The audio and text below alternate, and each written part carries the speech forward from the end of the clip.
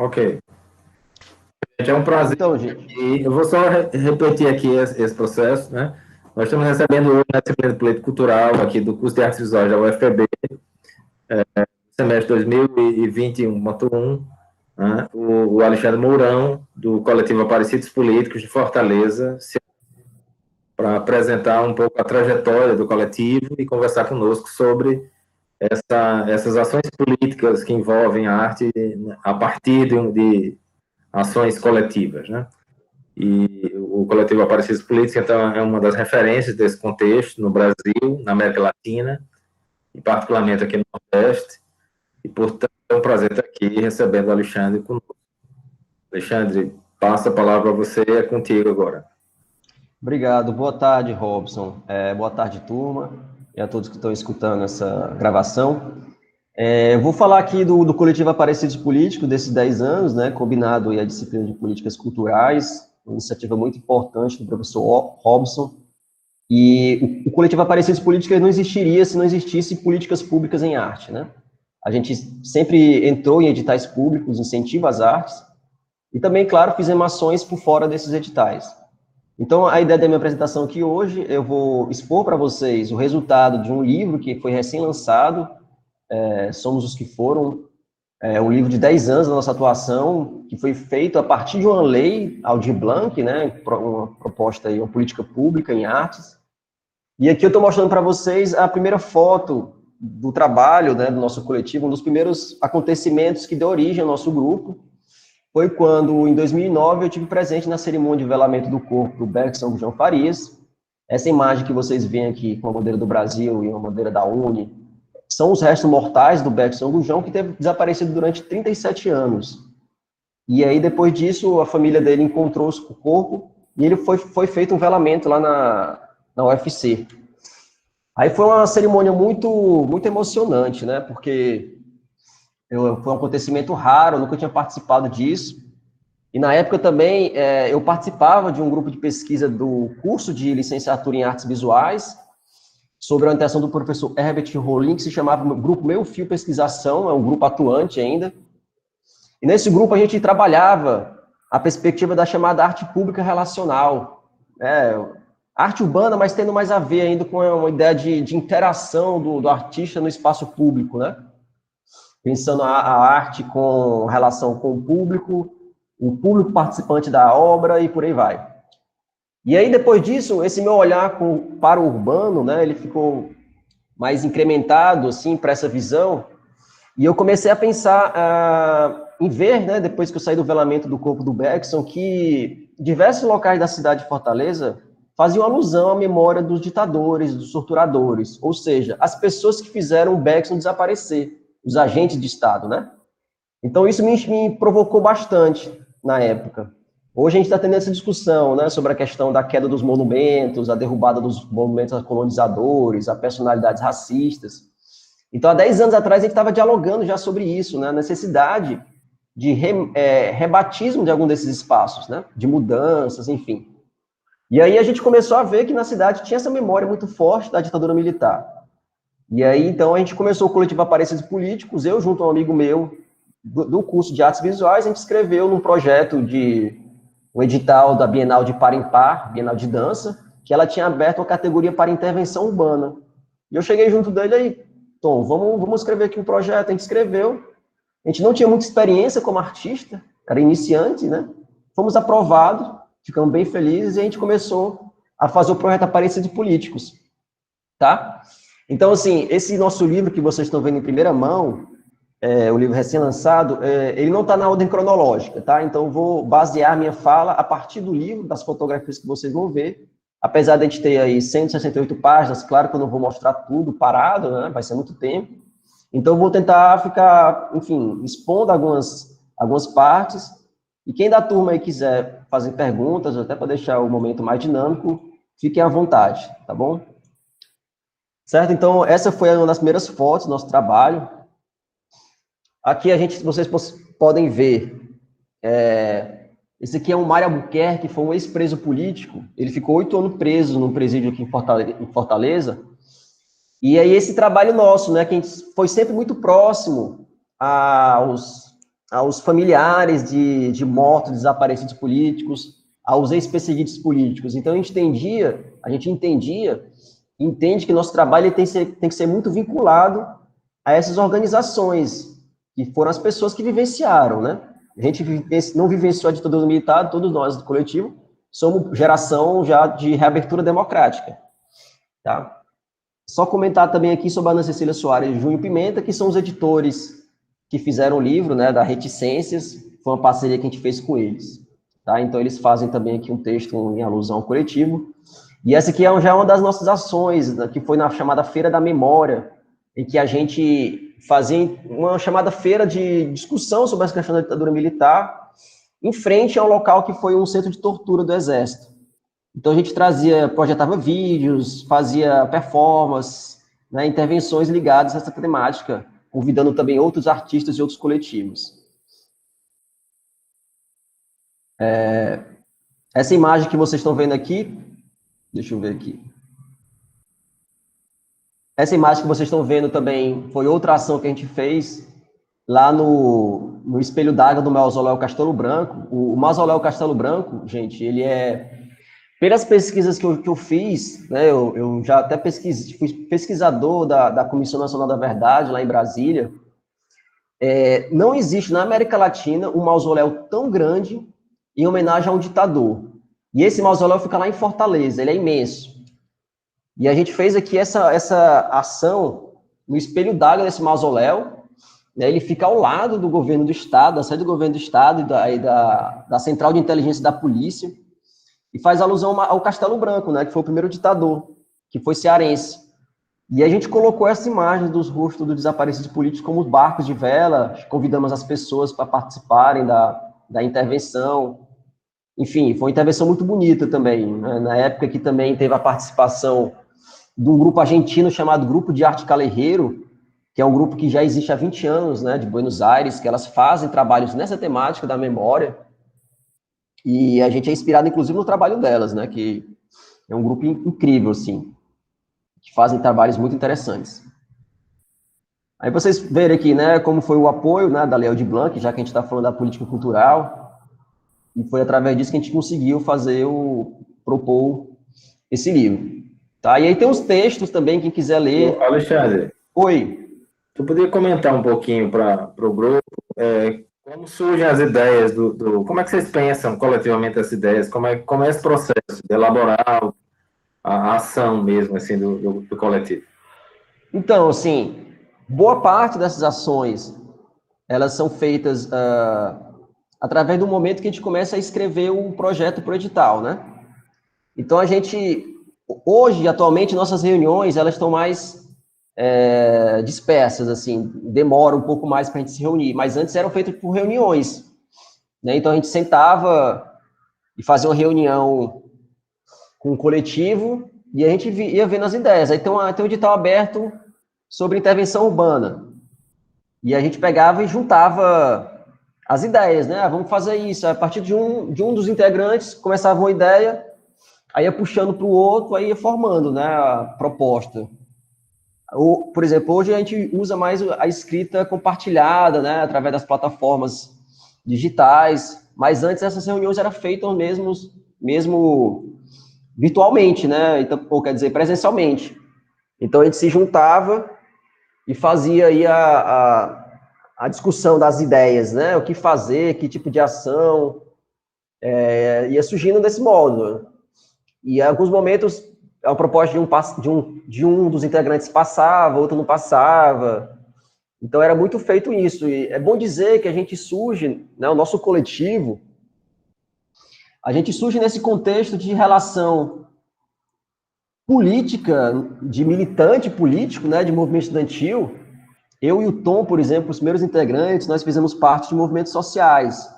Eu fiz parte do chamado Centro de Mídia Independente, o Tom fez parte também do Momento, e aí, em dado momento também lá em Fortaleza, a gente fez parte daquele movimento Passe Livre. Então, a gente tinha uma linha de atuação muito política, mas, ao mesmo tempo, era uma turma que nós estávamos meio desacreditados ou céticos em relação a mobilizações mais tradicionais, né, desses movimentos sociais, né, coisa de ir para a rua, ficar lá com o carro de som gritando, e a gente pensava, pô, isso não vai dar muita coisa. E a gente começou a pensar na ideia de trazer a criatividade, né? E aí, nesse contexto, a gente surge, né? Também aí no período de 2002, 2001, já um pouco antes do coletivo Aparecidos Políticos, né? Mas foi quando começou nossa atuação enquanto militantes sociais, foi na época dos chamados movimentos anti-globalização, o movimento anticapitalista. Não sei se alguém daqui da sala já ouviu falar, mas foram movimentos sociais que surgiram em crítica a essas chamadas organizações multilaterais, né, de bancos, e estava ali no auge do neoliberalismo. Então a gente começou, naquele momento, em 2002, 2001, estava tendo muita formação de coletivos, né, esse nome coletivos. Tem até um texto do Ricardo Rosas, que eu gosto muito, que é sobre justamente a formação do coletivo artístico, que essa ideia de se juntar em grupos, né, artisticamente, ela não é nova, então tem ciclos. E a partir de 2000 começou a surgir um boom desses coletivos artísticos de se juntarem, né, a partir um pouco dessa relação aí com a política, né, com a atuação em rua, e aí é um momento também que começa a aparecer mais essas intervenções urbanas, a ficarem mais conhecidos trabalhos de artistas mais emblemáticos, né, bancos, essas coisas. E aí, nesse momento, a gente tinha esse viés, né, de atuar coletivamente, porque a gente tinha essa visão de que era necessário algum tipo de organização, né? Então, para conseguir incentivos, por exemplo, você tem que estar organizado em grupos, né? Porque uma voz individualmente vai ficar só na reclamação, né? E a gente pensou em fazer algo mais construtivo, né? Estou falando dessa conjuntura mais geral. Então, para trazer para essa outra questão, né, Robson? Aí é um pouco isso, a gente tem essa visão, e a formação do coletivo, ela se dá de modo bem horizontal, assim, bem autogerido, né? A gente tem um pouco também essa discussão política aí que vem desses movimentos mais libertários da política, né? Que foge um pouco desse contexto mais hierárquico, né? Que está lá o líder que decide e tal. Apesar de saber que, obviamente, em dados momentos existe a figura da liderança, não que a gente seja contra isso. Mas o nosso coletivo, ele tem essa concepção, sabe, assim, olha, a construção vai se dar coletivamente, então vamos lá. Claro que em alguns momentos também não vou ser romântico aqui e dizer que é tudo sempre coletivo, não. Às vezes, realmente, tem um que está tocando mais uma discussão do grupo, uma pauta. Esse livro, por exemplo, eu foquei mais nele, outros integrantes fizeram outras coisas, ajudaram mais na parte de suporte, entende? Então, é um pouco isso. Deu para responder, Robson? Foi ótimo, foi ótimo. É importante entender esse processo, porque assim, nem todo mundo tem experiência no coletivo, né? Alguns aqui têm, mas né, a maioria não tem. Então, tem precisa entender um pouquinho essa estrutura, né, do funcionamento coletivo. Eu acho que é importante, sim. Né, que é a ideia da formação política dos componentes, né? Isso é muito importante. Assim, falar disso é muito importante, né? Porque há uma geração que passou por isso muito claramente, assim, né? A minha geração, a tua talvez, passou muito por esse processo de ter uma formação política, porque tem uma relação com os sindicatos, tem relação com os partidos políticos, tem uma relação mesmo, especificamente nesses contextos, na época muito jovem, na época de formação, tá? Ou também dos movimentos populares, outros movimentos da igreja, né? Há muita essa ligação com a vertente, digamos assim, da teologia da libertação, da perspectiva toda. Então, essas gerações todas, elas passaram por uma formação política muito intensa, né, que reverbera nas ações onde estiverem, querendo ou não, né? Mas há uma geração que é pós-desmonte desses processos coletivos, né? Então, ela veio depois dessa, digamos assim, do boom dos movimentos sociais, né? No sentido assim, do desmonte dos movimentos sociais. Por exemplo, do enfraquecimento de sindicatos, que ainda existe, mas não são a mesma coisa, né? Então, a gente sabe que houve, na verdade, um processo sobre a estrutura política, né? Político partidária, inclusive, né? De desmontar toda relações que são coletivas e Sim. enfraquecer esses movimentos ao longo do tempo, e, portanto, uma geração inteira, né, ficou alijada desse processo de formação política, né? Ela ficou realmente de fora disso. Então, por isso a importância de falar sobre essa. Exatamente, Robson. Eu até falaria aqui também que 21 anos de ditadura militar, ele foi também responsável por uma série de apagamentos, né, realmente, além de matar pessoas, a ditadura, né, ela também inculcou o medo nas pessoas. Minha mãe, por exemplo, dizia que ela era proibida de falar sobre política na universidade.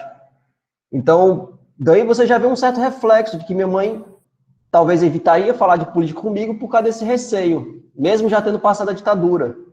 Então, o trauma de uma ditadura de 21 anos, ela tem repercussão intergeracional, né, que vai de geração em geração. Então, é muito importante essa fala também tua.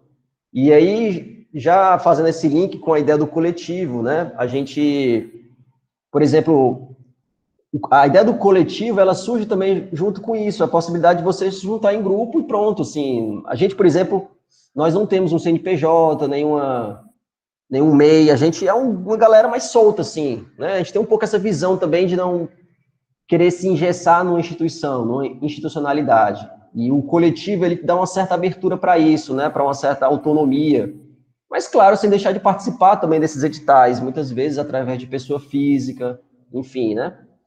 E eu acho que para gerações agora, então eu acho que tem surgido muitas iniciativas interessantes de artistas que se juntam, né? Porque realmente é uma questão importante, né? O que seria uma lei Aldir Blanc se não tivessem artistas juntos fazendo trabalhos, né? Para tentar conseguir isso junto a políticos, enfim, né?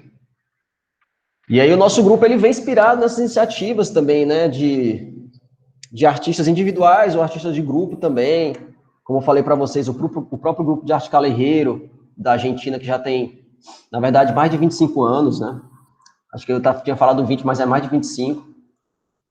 E outros artistas políticos, da Comuna de Paris, lá com o Gustave Courbet, né? Aquele pintor realista que foi responsável, inclusive, pela derrubada do monumento a Napoleão. Isso já foi feito em 1871, na Comuna de Paris, né? Para vocês verem.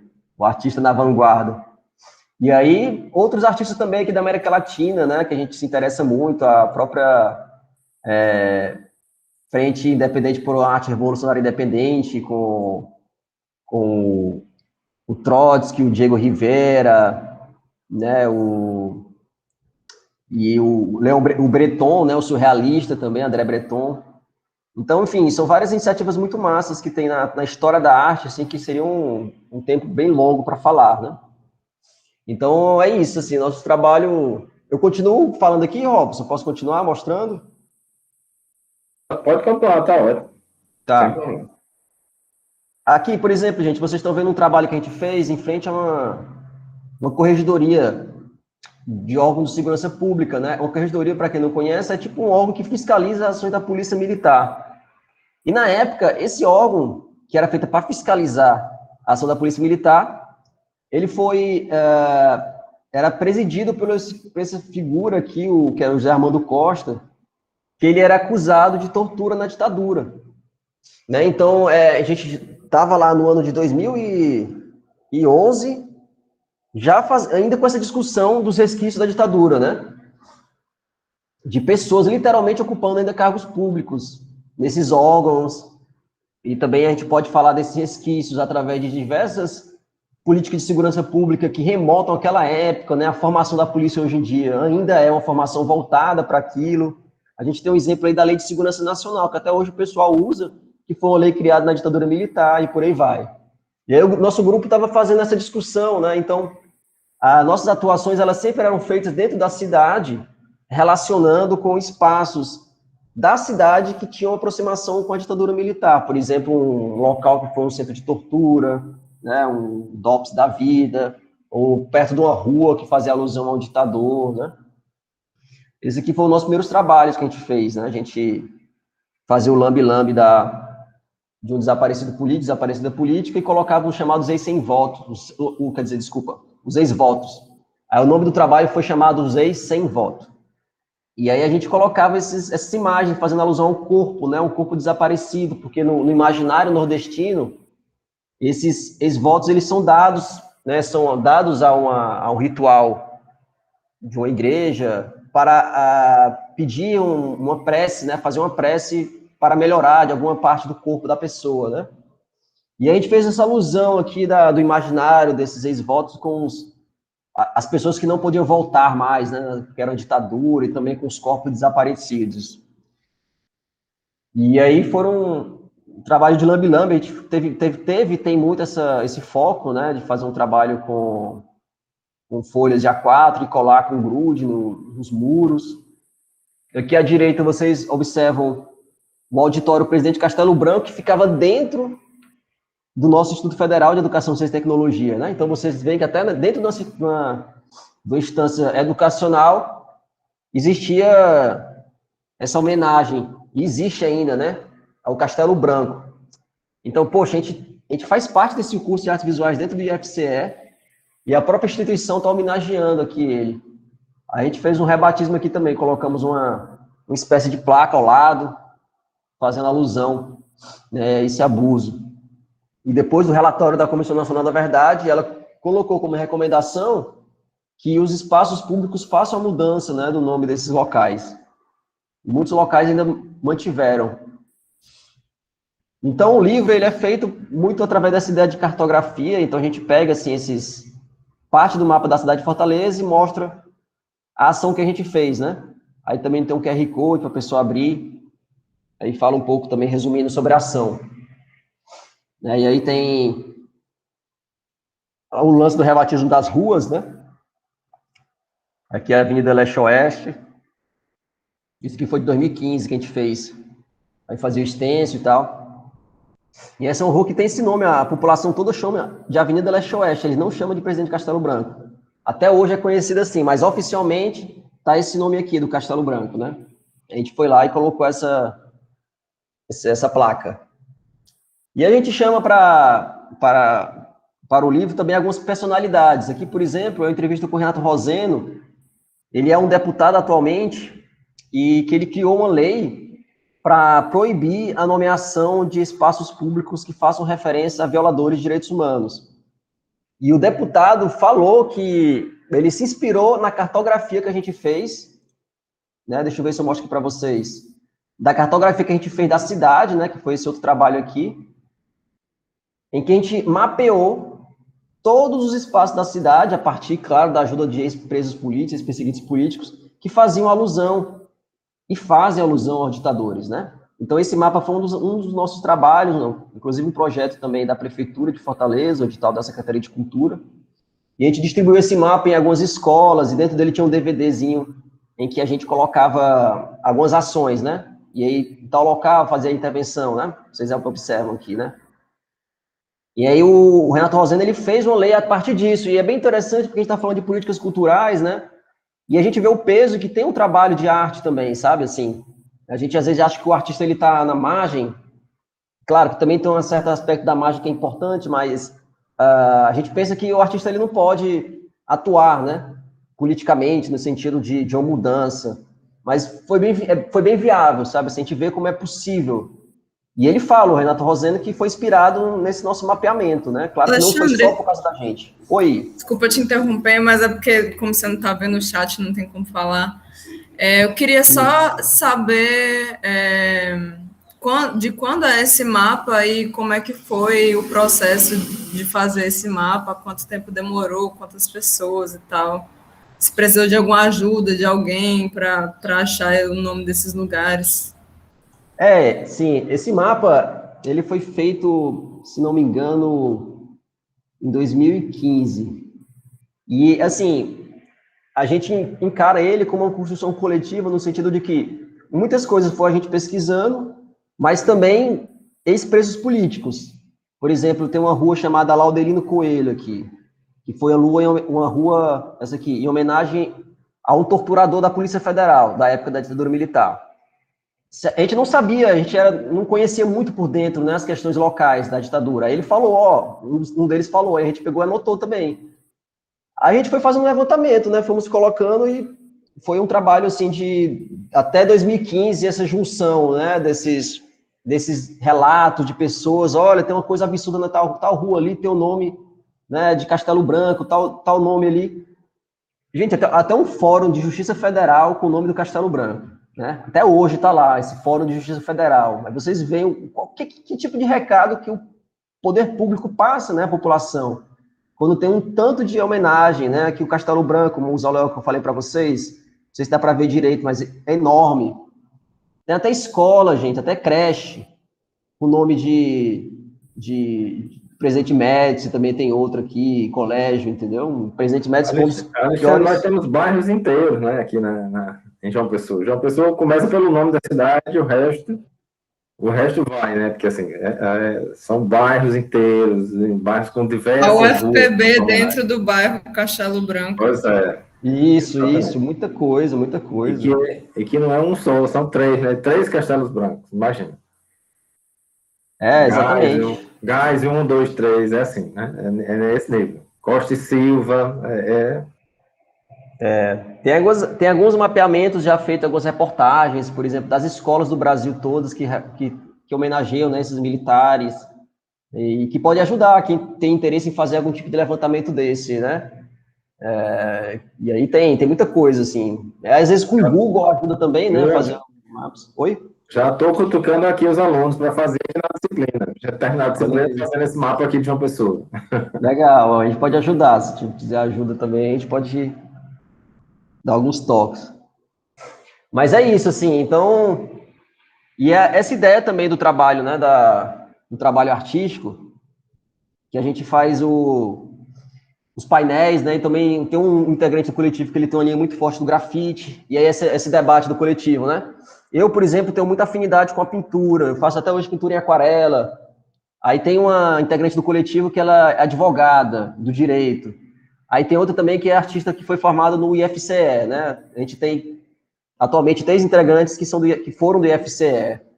E aí tem outra que é da comunicação.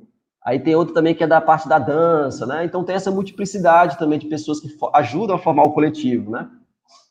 E aqui, por exemplo, é um trabalho de stencil que a gente fez bastante também, no muro, trazendo um stencil e fazendo essa relação com as cores, né? Porque é muito comum ter essas imagens de preto e branco. A gente queria trazer as cores também para falar desses desaparecidos, dessas pessoas que foram sumidas pela ditadura, né? Aí aqui tem outros trabalhos, aqui é o Espaço Aparelho, que a gente formou um espaço cultural, durou 3 anos, junto a uma associação de ex-perseguidos políticos, né, a Associação 6468 Anistia. Aí a gente fazia peça, exposição de arte, né, tinha uma galeria aqui, e foi um espaço bem interessante, né, de movimentação política também, e acabou que o espaço serviu para a gente aglutinar movimentos sociais, outros artistas, né, fazer reunião, né, tipo transformar num local, assim, de efervescência, né, a própria ideia do aparelho, que a gente colocou o nome dele, fazia alusão aos espaços que as pessoas tinham na época da ditadura militar, que eles se escondiam da repressão, né? E criavam lá materiais subversivos. E a gente se reapropriou desse nome e criou, né? Esse trabalho é muito legal, foi muito significativo no nosso coletivo também. De repente, depois, eu posso colocar o vídeo para vocês, que foi chamada Operação Carcará, né? Se alguém quiser ver, tem aqui no site, né, os vídeos do grupo. Esse aqui é o nosso site, né, gente, aparecidopolitico.com.br. Aí tem bem aqui no vídeo, depois eu mostro para vocês, que foi a gente foi premiado no Salão de Abril, né, na verdade foi selecionado no Salão de Abril aqui de Fortaleza, que é um dos salões mais antigos que tem aqui na cidade, na verdade no Brasil todo, né, é um salão que tem mais de 50 anos, ele é de 1943. E a gente fez essa intervenção chamada Operação Carcará, em que a ideia, a gente era de alugar uma aeronave, né, um táxi aéreo, e arremessar de cima 140 paraquedas contendo a imagem dos desaparecidos políticos nas proximidades de um local que foi o centro de tortura. Um dos nossos integrantes ele conseguiu decolar, mas quando ele estava lá em cima, o piloto foi proibido de continuar o voo, ele teve que descer. E a intervenção a gente considera censurada, né? Porque diz que foi uma ordem direta da 10ª Região Militar, lá de Fortaleza, que proibiu, ele fechou o espaço aéreo dessa região. Provavelmente, e a gente revendo isso, provavelmente o nosso release, que a gente lançou um dia antes, para soltar para a imprensa, eu acho que ele vazou, né? E aí a galera, obviamente, não ia deixar isso acontecer, né? E aí os curadores, eles viram a movimentação toda lá em frente ao 23BC, porque os curadores foram para lá, para o local, para ver como é que seria essa queda dos paraquedas. E aí não foi finalizada a intervenção, mas ao mesmo tempo foi finalizada porque movimentou, né? E aí eles deram para a gente a premiação máxima desse Salão de Abril, a partir desse trabalho, né? Que a gente considera bem emblemático também. Aí a própria Ana Cecília e o Júnior Pimenta falam sobre essa intervenção, né? Que é o pessoal, por exemplo, indo lá para o aeroporto, né, com as ovos paraquedas aqui na caixa. Aí foram vários outros trabalhos depois. Aqui foi no muro do 23BC, que foi um local de tortura, né? A gente colocou esses rostos aqui, era tipo um espelho, né? Com os rostos dos desaparecidos políticos, as pessoas passavam, né? Aí foi colocada pela gente também, né, no local. Aqui é a foto do Marquinho, integrante do coletivo, em frente ao velocímetro do avião, né? E aí foi a Operação Carcará. Aí não rolou fazer a Operação Carcará, não deu certo. A gente fez esse trabalho aqui da Revoada dos Balões, né? Que a gente colocou o nome deles aqui nos balões, em frente ao local, mesmo local, e soltamos o nome dos desaparecidos, né? Então, ao invés de ter descido, né, de cima para baixo, foi algo que foi de baixo para cima, né? A gente soltou os balões, né? Com ar, hélio, né? Para subir. E aí, enfim, são vários trampos, gente. Eu vou passando aqui, se vocês quiserem perguntar também, vários trabalhos. Aqui foi a chamada Praça do Preso Político Desaparecido. A gente colocou uma placa em frente a esse local.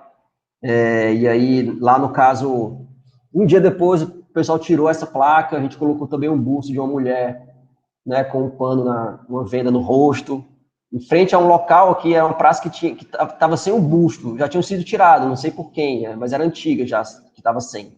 A gente foi colocar nesse espaço vazio o busto dessa mulher, né, e também retiraram de lá. E aqui, junto com a Lúcia Alencar, não sei se vocês já ouviram falar, tem um filme chamado Batismo de Sangue, sobre o Frei Tito de Alencar. A Lúcia é sobrinha do Frei Tito, né? O Frei Tito foi um frade dominicano perseguido pela ditadura militar, que ele se suicidou lá em Paris pelas loucuras, né, que teve depois de ser tão perseguido. E a gente começou a fazer também intervenções no local que foi a casa onde ele morou, né? E novamente que essa relação com o coletivo, né? Assim, a gente sempre fez trabalho junto com as organizações. E essa casa do Frei Tito é uma casa que eles estavam querendo transformar num espaço de memória lá na cidade, um espaço institucionalizado, né? Era o luto da sobrinha do Frei Tito, e a gente começou a fazer algumas ações lá também, intervenções, junto com os movimentos, né? E depois um outro movimento lá, que não o nosso, ocupou a casa, entrou na casa, e finalmente ela hoje foi transformada num centro de memória, né? Foi tombada e tudo mais. E esse é um trabalho também de constância, né? A gente vê como, às vezes, a gente faz uma intervenção. Aí tem um pouco essa discussão da efemeridade na arte contemporânea, que é importante também. Mas, ao mesmo tempo, a gente pensa um pouco nesse lance da permanência, já que a gente está falando sobre memória, que tem muito a ver com o nosso trabalho. E esse trabalho de memória, justamente, a gente tem que ficar direto martelando ali no negócio, sabe? Assim, volta lá, para um tempo, volta novamente, para tornar aquilo ali, né, algo que dê certo. E aí foi, por exemplo, do centro do Frei Tito, né, da casa, o centro de memória. E, claro, não foi só a gente que conseguiu, foi outros movimentos sociais, a própria Lúcia Alencar. Aqui ao lado também é uma outra ação de rebatismo que eu acho que deu certo para a gente, assim, que foi bem interessante, que era o Centro de Cidadania Presidente Médici, né, de 69, até em 2010, né, que foi o dia que a gente fez a intervenção, está cortado aqui, mas a gente continua a imagem aqui, né, e a gente fez a intervenção de rebatismo, né, botamos aqui Edson Luiz, né, aqui sou eu subindo na escada, a gente pintou o nome do Médici, chegamos lá com a escada, chamamos lá um movimento de perseguidos políticos, pintamos lá a escada, colocamos o nome Edson Luiz, a gente leu, né, um panfleto, e aí depois ficou lá o nome por muito tempo. Quando em 2013 o local ia ser reformado, e eles fizeram questão de derrubar só a fachada. E depois dessa nossa intervenção em 2011, a própria Prefeitura de Fortaleza, que era um local que pertencia à Prefeitura, ela chamou a gente para discutir a reapropriação social, né, a ideia do público se reapropriar dos espaços. E aí foi bem interessante, que foi a própria Prefeitura, né, então a gente não foi perseguido, pelo contrário, eles chamaram a gente para o diálogo a partir disso, né. E aí, enfim, foi o rebatismo do Edson Luiz, que foi um estudante morto pela ditadura militar, né. Deixa eu ver se tem alguma coisa aqui no chat para... Ah, tá. Certo, então... Aí esse aqui são os ex-presos políticos, ex-perseguidos políticos, né, o outro Barroso, é um artista muito conhecido lá na cidade, ele tem uma prima que foi desaparecida, o Silvio Mota também, pessoas que participaram, né, de movimentação contra a ditadura.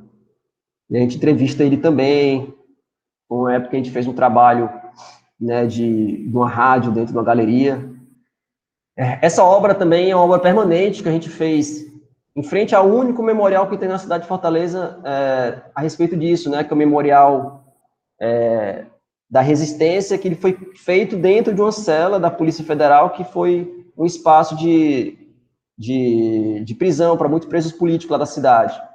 Então, eles transformaram num centro de memória, e dentro da cela, eles fizeram um negócio meio sombrio, assim, sabe?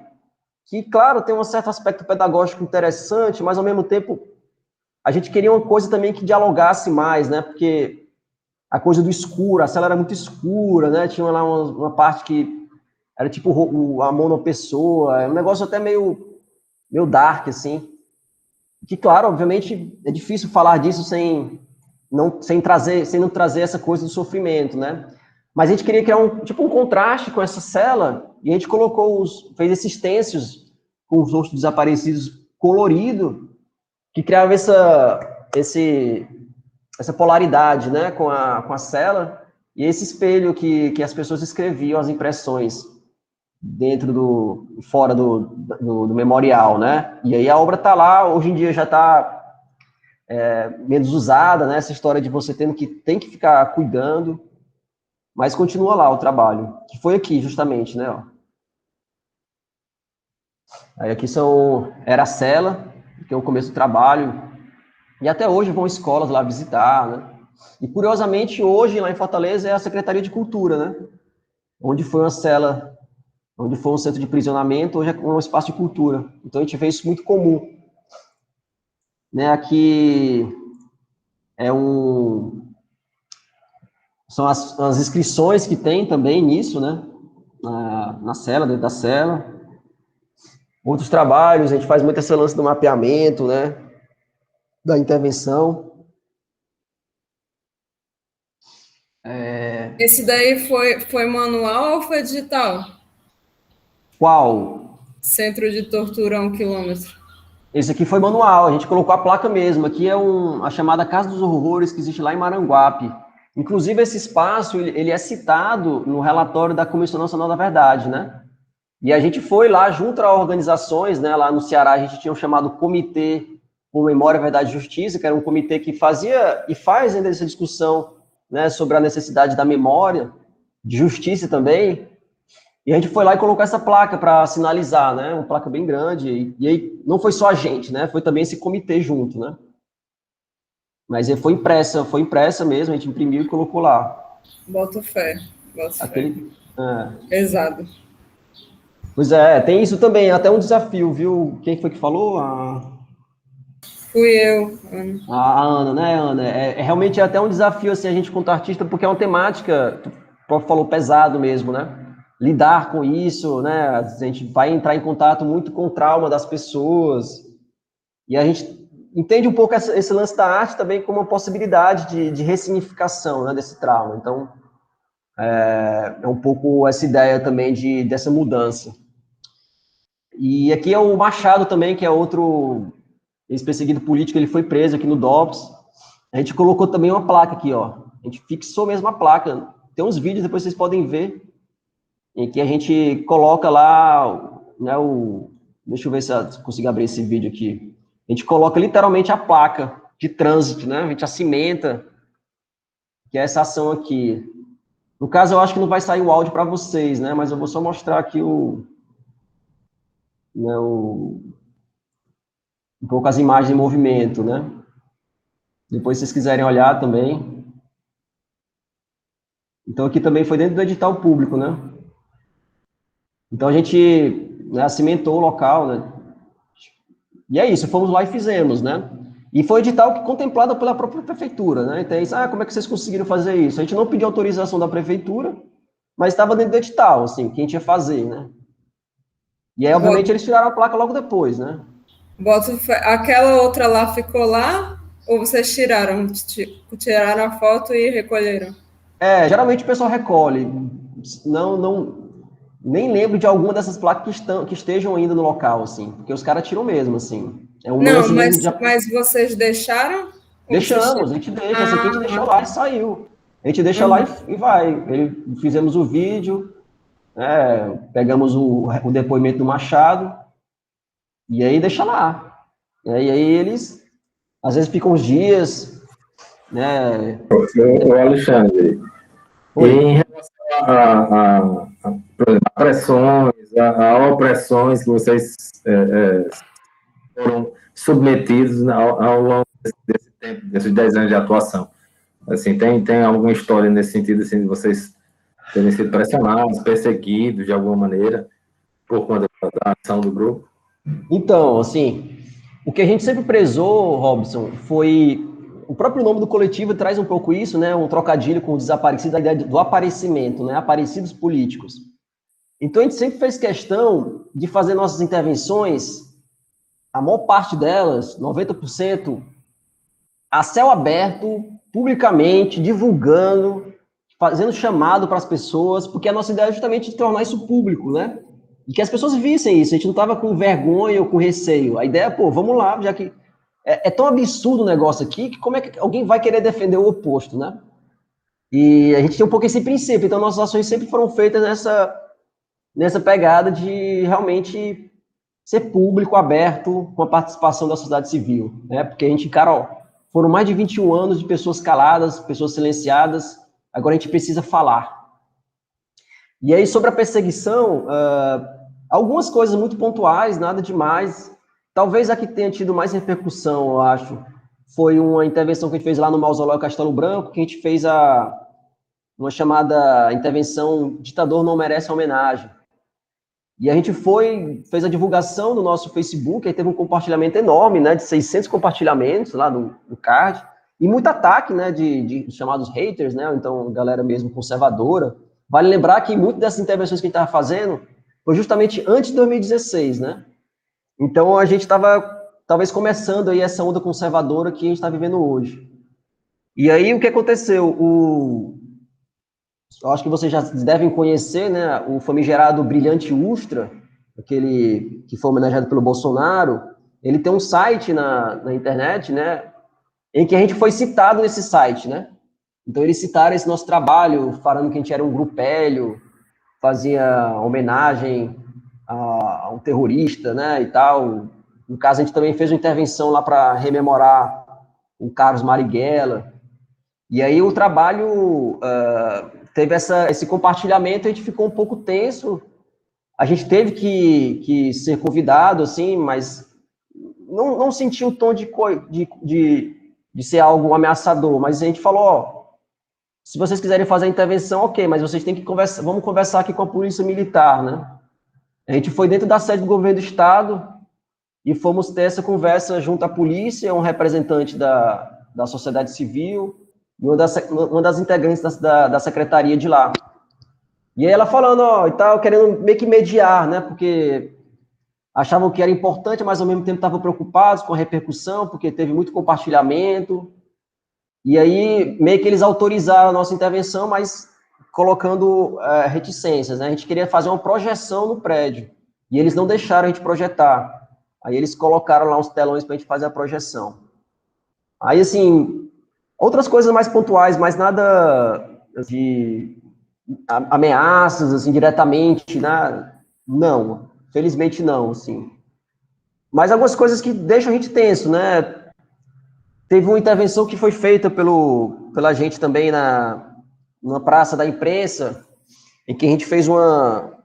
Eu falei que não foi muito tenso, mas até que foi tenso. Vou até me corrigir aqui, que a gente estava fazendo um grafite, né, fazendo um extenso no asfalto para fazer discussão sobre o oligopólio dos meios de comunicações numa praça da imprensa que tem lá. Aí o nosso integrante estava fazendo a pintura lá, o extenso no asfalto, e aí a gente escutou o barulho de tiros, né? E a gente saiu correndo, obviamente. Eu não estava, né? Mas ele saiu correndo. No vídeo dá para ver. Mas a gente não sabe de quem foi, né? O tiro, como foi, mas dá para ver esse momento foi o tenso. Então, esse realmente foi um dos. Que é isso, né? O trabalho da rua também pode ter isso. As pessoas ainda não têm muita gente confunde, né, com a velha ideia do vandalismo e tal, né? Então foram essas que eu tô lembrando agora, sabe, Robson? Então realmente não foi tão tranquilo vocês assim. fizeram um trabalho também aqui, na época que a Sara estava aqui, né, no mestrado, aqui na escola, no Castelo Branco, que conseguiram esse rebatismo da escola. Como foi isso? Fala um pouco. Você fala aqui em Fortaleza, lá em Fortaleza? Aqui em João Pessoa. Não foi a intervenção que vocês fizeram? Esse da Sara, eu lembro que ela foi aí para fazer, a Sara Nina, no integrante coletivo, ela foi lançar o mini manual da arte guerrilha urbana, né? E eu não estou lembrando, o Robson, se realmente teve a mudança oficial do nome do local. O nome, na verdade, a escola foi rebatizada. A escola foi totalmente rebatizada. Não é mais. Esse eu acho que seria com a Sara. Não, mas aí tudo bem. Eu vejo com ela depois. Eu vou até ver isso porque se mudou. Mudou. Hoje, alguém lembra aí qual é o nome agora da escola? Sabe qual é aquela escola? Mas se mudou. No Castelo Branco, ali perto do bar, dos bares ali na frente da UFB. Eu não sei agora qual é o nome exato, que é João Goulart. Pronto, agora é João Goulart, isso. Mas era Presidente Médici, né? O nome da escola. Certo? E aí, com essa intervenção que foi feita, foi alterado o nome. Isso. Estou vendo aqui o chat, a Ana Ribeiro está dando nome aos bois, antes do golpe, né, Isso. Ana? Antes do golpe de 2016, isso mesmo. Estava falando só 2016. E Carol disse que estudou lá na escola, né? Era Médici e agora é João Goulart. É bom saber. Que eu lembro, o Robson, o que a gente fez foi uma oficina sobre arte guerrilha urbana, né? Então a gente lançou o livro justamente com essa oficina. Eu acredito que tenha sido isso. Mas eu não sabia que tinha essa mudança, já é uma coisa interessante que eu... Pois mas eu sei que teve uma intervenção nessa escola, eu só não sei detalhes, mas eu sei que teve uma intervenção nessa escola, o nome da escola, tipo um rebatismo. E aí, na verdade, hoje a escola mudou o nome, né? Não tem... Hoje não, já faz algum tempo que mudou o nome, foi desde aquela época. Legal. Então, aqui também foi uma exposição, a gente sempre também entrou nesses editais de exposição artísticas, né? A gente acha importante entrar nesses espaços, discutir com a classe artística. Né? Existe, às vezes, na arte contemporânea, uma galera que é mais do lance da arte pela arte, né? Então, também tem uma tradição muito da arte moderna, às vezes a gente vê nesses salões, e a gente tenta, algumas vezes, tentar colocar essas questões, né? Tentar discutir. Aqui foi exposição na Galeria Antônio Bandeira, lá de Fortaleza. A gente colocou uma rádio livre lá dentro, e durante 30 dias a gente ficou transmitindo, que é o transmissor, em FM, frequência modular. A gente tinha uma rádio lá, literalmente, que era 106,7, se não me engano. E a gente fazia discussão com coletivos, chamava turma para cá, teve aula aqui dentro, foi um espaço bem, bem rico, assim, inspirado muito nesse movimento de rádio livre do Gilles Deleuze, né, do Félix Guattari, a Rádio Muda lá de Campinas. Foi um trabalho nosso voltado aí para a rádio, que também foi um momento bem legal, que a gente, inclusive, foi para outros locais a partir disso. Aí que é o Tom Almeida, né? Ele, inclusive, é um ex-integrante, é até bom falar sobre isso, né? Porque tem o lance do coletivo, as pessoas vêm e saem também, né? O Tom Almeida foi um que saiu do coletivo, mas a gente tem uma relação bem de amizade com eles, né? Assim, eu acho que tem 4 ex-integrantes. E a galera entra, às vezes sai por questões que quer fazer outra coisa, né? Então isso é bem tranquilo no grupo também, assim. Antes a gente tinha um certo movimento no começo, né? Aquela coisa de, cada um tem que fazer uma coisa, aí fica meio que pressionando o outro, sabe? Então isso às vezes cria um mal-estar no grupo, que pode romper, né? O coletivo. Então, às vezes é uma coisa meio que de banda de rock mesmo, né? Banda como um todo, assim. Então até um casamento, né? A gente tem os altos e baixos das relações, né? E aí é legal que a gente fez questão de trazer o Tom, porque ele foi muito importante para o grupo. E aí, pô, Tom, vamos contribuir aqui no texto, né? Aí ele está aqui colocando a antena que a gente colocou em frente, em cima da galeria, né? Que a gente fez esse projeto que a gente acabou de mencionar para vocês. Aí que já em Campinas, fazendo também a intervenção, subindo. Esse dia também, Robson, aqui a gente subiu nessa antena, era muito alta a antena, acho que tinha uns 8 andares. E aí chegou a polícia aqui embaixo, né, para a gente descer, né? Mas não foi algo ligado ao nosso trabalho, foi porque tinha pessoas em cima da antena, né, que era um local dentro da universidade. E aqui é outro trabalho também com a Cristiana. Alguém quer falar? Alexandre, tem também o trabalho da rádio, né, que vocês fizeram. Não tem esse trabalho da rádio, da cerveja. Isso, a rádio é justamente essa aqui, ó, essa foto aqui que eu estou mostrando do lado direito, é onde está o transmissor, né, dessa rádio 106,7, em que a gente ficou transmitindo durante 30 dias, fazendo tipo uma rádio cultural, né, tendo apresentação de bandas, falando sobre arte. Aquele meu professor que eu comentei, o Herbert, foi dar uma aula lá, e por aí vai. Esse texto do Tom é falando um pouco sobre isso, que está no livro. Aí depois, daqui a pouco eu chego na cerveja. Tá aqui a rádio também, ó. Aqui foi na Semana Pernambucana de Artes Visuais, lá em Recife. A frequência era 103,5 FM. A gente montou a rádio aqui lá em Recife durante 4 dias, no Spa das Artes. Aí chamou aqui aqui no caso era o Marcelo Santa Cruz, né? Ele tem um irmão desaparecido político. Chamamos também grupos, bandas locais para falarem e tal, né? Aí aqui do lado esquerdo é um cartaz da Cristina Mudra, que foi uma artista alemã, que ela foi lá para Fortaleza, junto do Teatro Máquina, fizeram uma intervenção também para discutir a questão de vigilância. Então aqui a gente vê um pouco também mais essa ampliação do trabalho da gente, né, já a Constituição Internacional. Isso é legal quando a gente começa a ver, né, que está se consolidando. Aí um grupo lá de Fortaleza chamou a gente porque a discussão dela tinha tudo a ver com o nosso trabalho. Aqui é dentro da rádio também, ó, Robson, continua no lance da rádio, né? Lá na Rádio Muda de Campinas. E a gente sempre também tem isso, gente. Não é só intervenção, a gente sempre pensa na linha de realizar também oficinas, né? E muitas vezes nossos projetos são feitos através disso. Pensar em intervenção, mas também pensar em oficina, né? Uma discussão educativa, né? Artística, falar sobre a gente também, falar sobre outros grupos, trazer materiais. Então, essa oficina aqui foi lá em Marabá, no Pará. A gente distribuiu aqui kits, né, contendo livros. Então, a gente colocava isso no edital também, né, para ter a contemplação desses materiais. Aí, aqui também foi um dos editais melhores que a gente conseguiu, que foi o da Funarte, né, que na época ela tinha um bom apoio financeiro aos artistas, que faziam justamente a ideia da Funarte, era muito bom, que ela contemplava os artistas de locais que geralmente não são contemplados, fora do eixo Rio-São Paulo. Então, aqui ela queria fazer uma circulação de artistas de localidades mais do norte, do nordeste, né? E foi bem legal, a gente conseguiu ir lá para Campinas e para o Marabá também.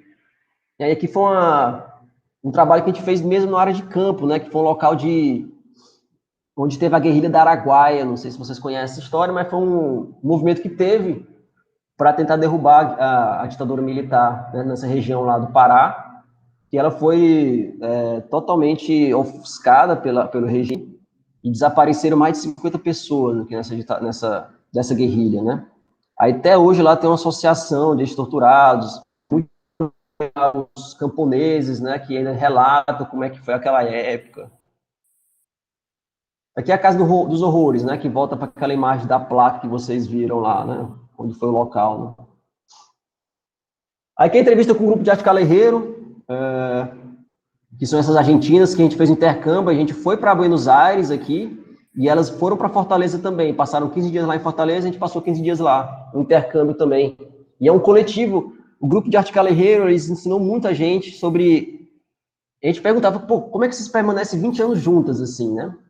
E ela falava, ó, a relação de amizade que a gente tem, de amizade e o amor também, que acaba criando.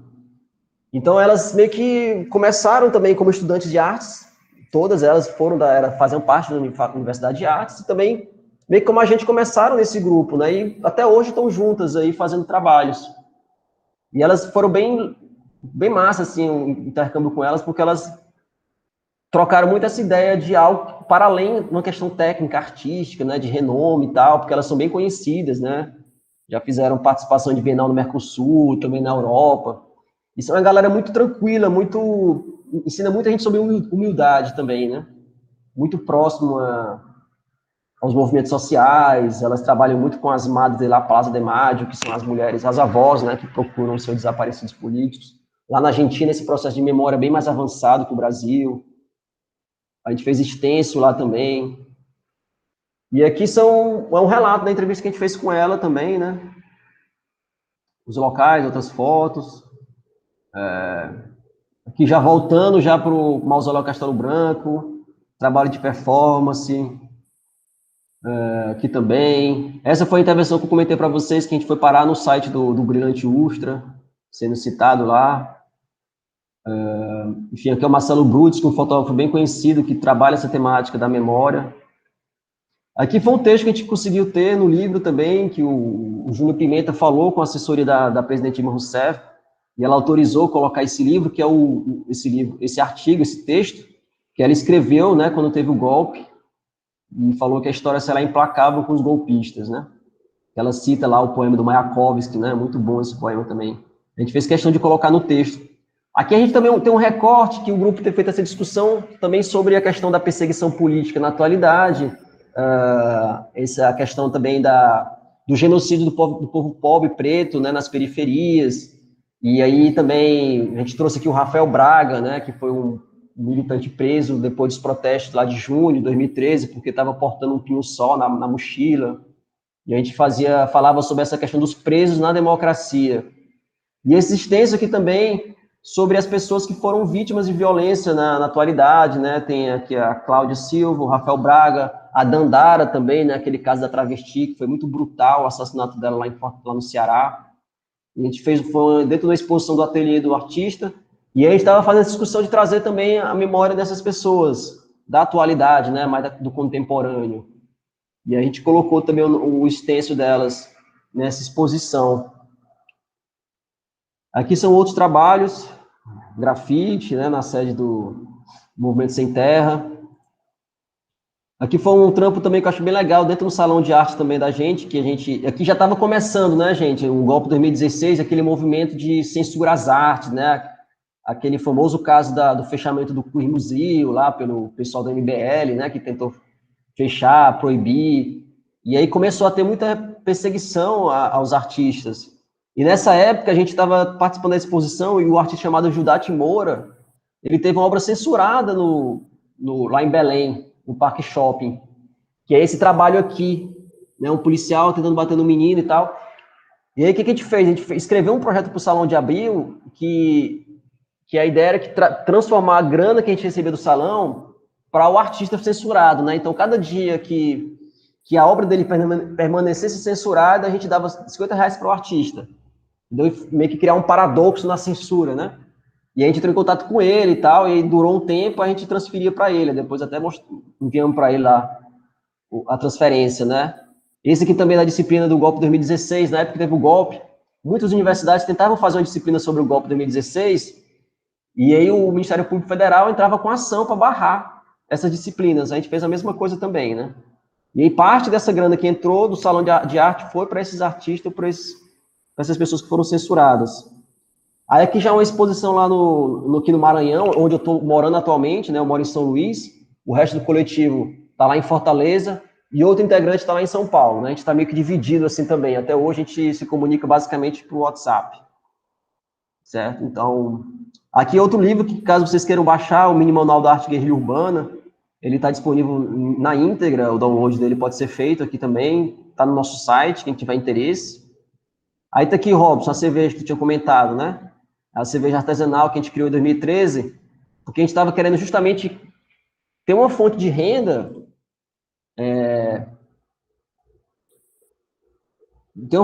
para a gente manter nosso espaço físico, que é um pouco isso. Os editais são interessantes, mas, pô, às vezes falta edital, né? Então, vamos criar alguma renda aqui para a gente não precisar ficar dependendo do edital para fazer o aluguel do prédio.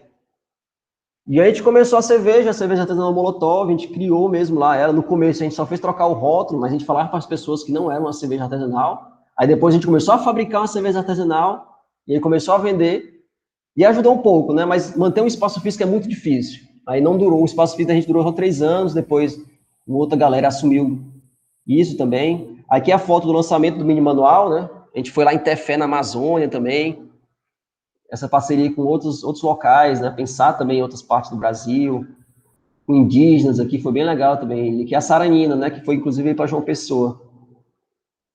Aí que é um texto que quem quiser ler também do Leônidas Martim, ele faz parte de um coletivo espanhol chamado En Medio, que também é um coletivo bem antigo, que ele discute muito essa questão do chamado ativismo criativo, né?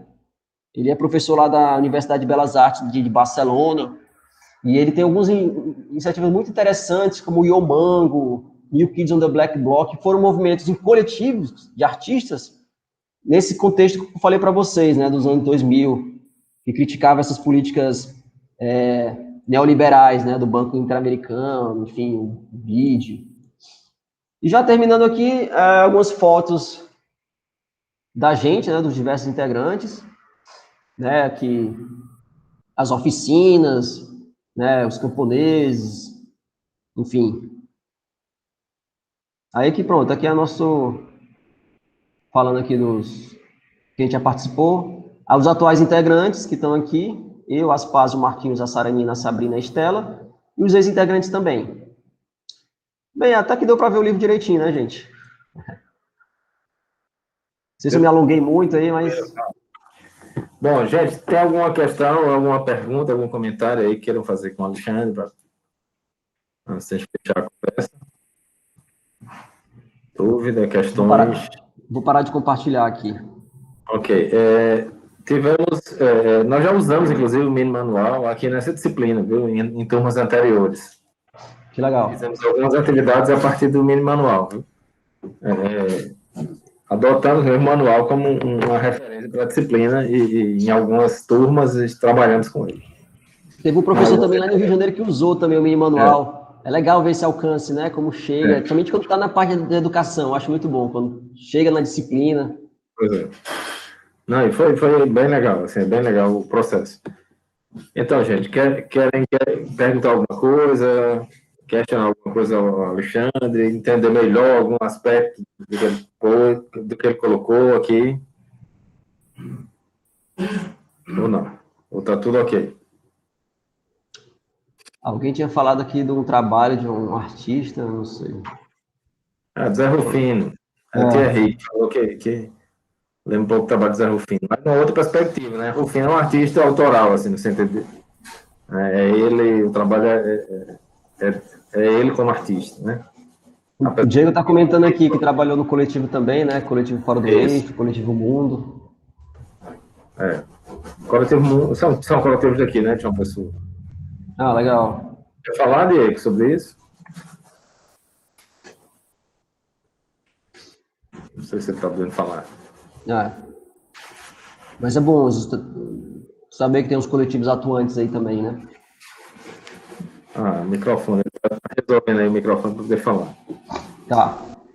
Tem. O Espaço Mundo, inclusive, é muito atuante. Voltou. Estava sem microfone aqui, deu erro. O Coletivo Mundo, ele... Boa tarde, né, Alexandre? O Coletivo Mundo, ele é daqui da Paraíba, só que ele era um coletivo afiliado ao Fora do Eixo São Paulo, que é o coletivo nacional. Inclusive, eu atuei em algumas coisas lá na Feira da Música, em Fortaleza, um material lá nas noites Fora do Eixo. E realmente a movimentação de coletivo meio que tangeu a cena cultural num certo momento ali. Eu ainda era muito novo, mas eu entrei em 2009. E já existia uma cena mais fomentada pelo governo de Lula ali, então já existia um movimento. E a gente vê, principalmente aqui em João Pessoa, da falta que um coletivo faz. Porque a gente movimentava as cenas de pessoas que não têm acesso. Acho que você até falou sobre editais, essas coisas.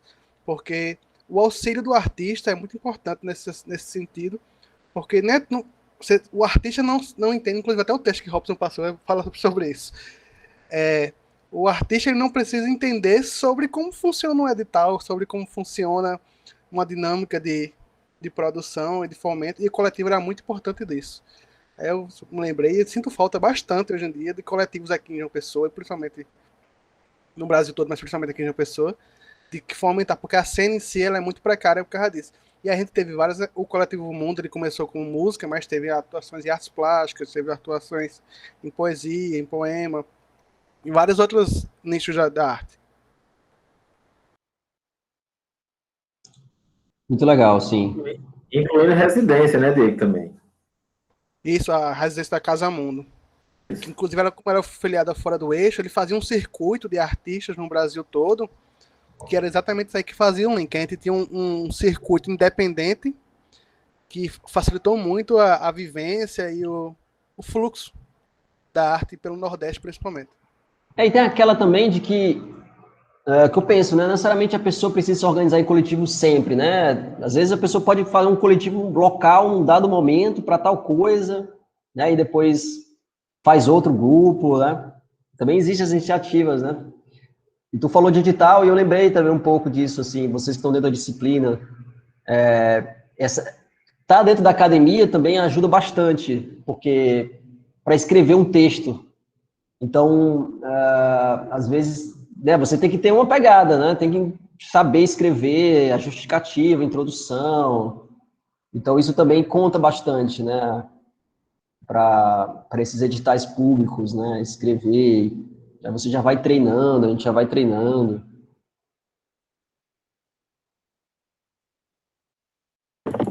Isso é importantíssimo para pensar, porque, por exemplo, agora já está com a Aldir Blanc aberta aqui, né? Uma série de editais da Aldir Blanc, mas o prazo... Tem edital aberto, professor? Tem. Vários editais abertos da Aldir Blanc, agora abriram esse mês e terminam esse mês. Ai, meu Deus. É assim. Passa aí, professor. É assim, para ontem. Eu mando para Diego aqui, ou para a Thierry, para eles postarem lá no grupo. Certo? Aldir Blanc é bom, assim, pelo menos a gente aqui no São Luís, eles estão dando um bom incentivo, assim, para os artistas nesse momento, né? Nossa, muito, muito importante. Tentar. Esse é o problema. Você tem que estar com a coisa pronta, porque é tudo para ontem, né? E Robson, essa questão também, né, da organização, porque assim, a Lei Aldir Blanc, não sei se vocês sabem, mas ela está fazendo pela segunda vez, né, esse repasse, porque quase